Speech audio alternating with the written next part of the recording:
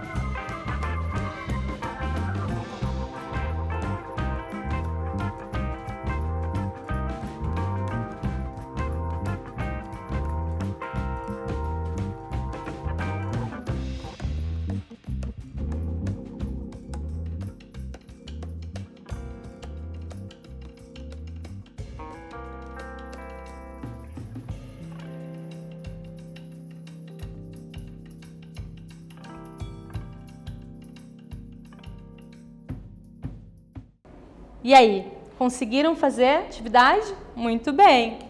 Então, uma sugestão de resposta, tá bom? Então vamos lá. A arte e a sociedade egípcias estavam totalmente ligadas com o divino. Dedicavam grande parte de suas obras, né, aos deuses egípcios e embalsamavam os corpos por meio da mumificação, pois acreditavam na vida após a morte, né? Então, a arte e a religião no Egito estava muito presente, né? Eram inseparáveis. Então, quando a gente vê as representações, né, dos murais, por exemplo, dos egípcios, a gente vê os deuses representados de tamanho maior para mostrar a superioridade dos deuses, né? E a gente vê também toda a questão da mumificação, a preparação desse corpo para que eles acreditavam nesse retorno pós-morte. Então, eles embalsamavam esses corpos preparando para quando eles retornassem. E, gente, os faraós, por exemplo, quando eles eram embalsamados, eles levavam joias, levavam seus bens preciosos, porque eles acreditavam nesse retorno.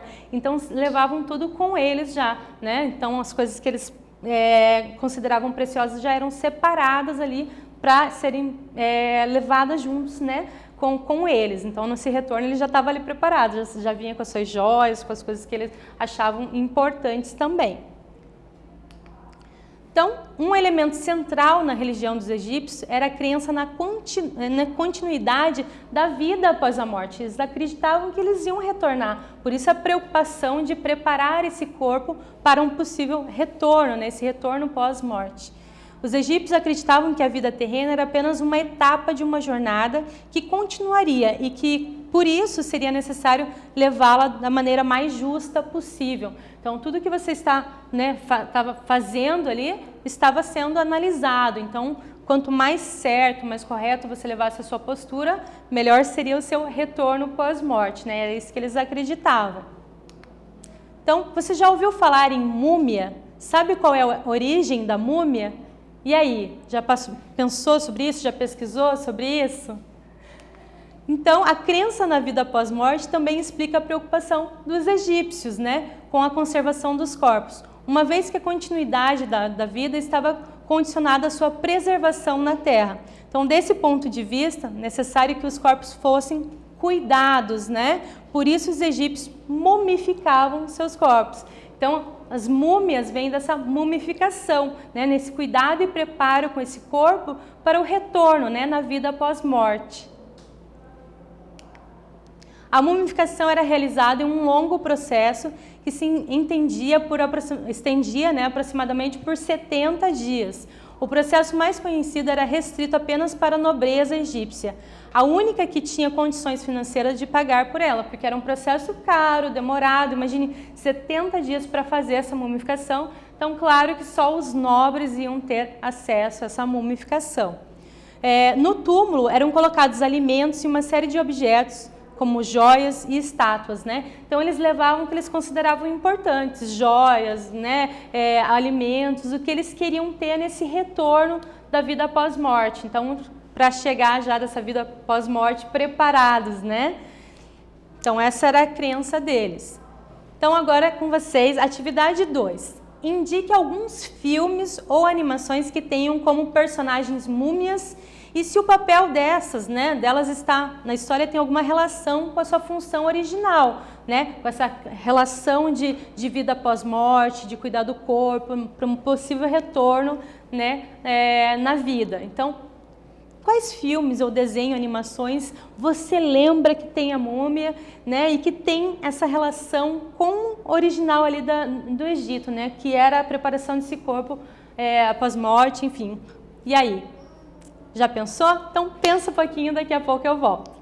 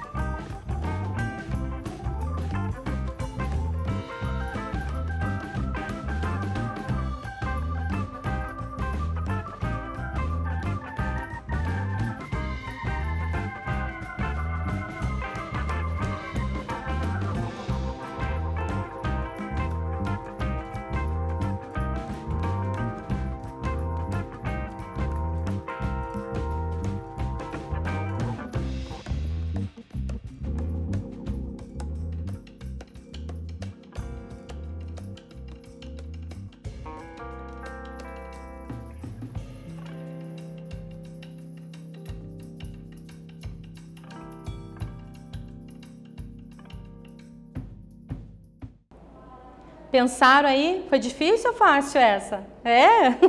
Então tá bom. Então vamos a uma sugestão aí de resposta. De repente vamos ver se os filmes e desenhos que vocês pensaram, né, são parecidos com o que a prof pensou.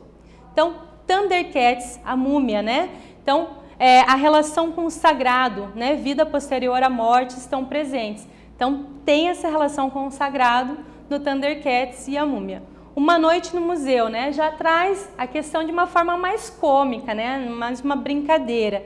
Hotel Transilvânia trata o tema de forma romântica, né, trabalhando com as personagens de formas alegóricas. Então, mas também está presente, ali tem a múmia presente, né? Ai, gente, eu não vou aguentar, eu vou ter que fazer aqui, né? Thundercats, uou! Então, muito legal aí, pesquisem esses filmes, desenhos para vocês assistirem aí, tá bom? Então, você sabe onde eram colocadas as múmias no Egito? Você já viu esses locais? Já ouviu falar? Então, olha só, né? Então, aqui o sarcófago, então um exemplo ali, a imagem, é uma urna funerária, né, colocada sobre o solo, embora alguns sarcófagos fossem enterrados, né, no antigo Egito, se o morto fosse de classe alta, o corpo era geralmente mumificado e depositado num tipo de urna chamada sarcófago, né, que é essa urna ali toda estilizada, toda trabalhada, bonita, né. Claro que também só os nobres tinham acesso pelo custo, né, desses sarcófagos. Então, não era qualquer um que tinha esse sarcófago bonito, né, todo estilizado. Então, aqui também, né, outro exemplo de sarcófago. Esses aqui foram descobertos em 2019, né. Então, aqui, olha só que bonito, gente, olha os detalhes, né. Então, pensa no trabalho para se esculpir e fazer esse sarcófago, né? Todo o detalhe, todas as pinturas feitas. Então, era um trabalhão, né? Então, pensa o tempo que os artistas levavam, né? Os artesãos levavam para criar esses sarcófagos. Outros exemplos aqui, né, de sarcófagos. Então, vejam, né, toda a questão do detalhe, a questão do ouro presente, né, estava ali. Então, tinha toda a questão do ouro também. Então, lembra que eles levavam nesses sarcófagos o que eles, né, gostavam, que era precioso para eles. Então, ouro, alimentos, enfim, tudo que eles apreciavam, né, pensando nesse retorno pós-morte. Então, retomando, né, nessa aula, o que nós vimos? Né? A gente falou sobre as formas tridimensionais presentes no Egito. Quais formas a gente falou? Né? A gente viu ali as pirâmides, né, a esfinge, a gente viu os sarcófagos, né, as múmias, né, tinham toda a preparação, imagine 70 dias para preparar esse corpo, né, mumificar esse corpo. Por quê? Né? Porque eles acreditavam, né, tinham essa relação muito com o divino e eles acreditavam nesse retorno, né, da vida após morte. E tudo era ligado ao religioso. Então, a pessoa que representava o povo egípcio, né, a figura maior, era o faraó. Né? O faraó que simbolizava o contato ali com o divino. Né? Acreditava ali que ele era descendente de Horus, né? Que ele era descendente desse Deus. Então, ele mandava, ele dava as ordens, ele decidia.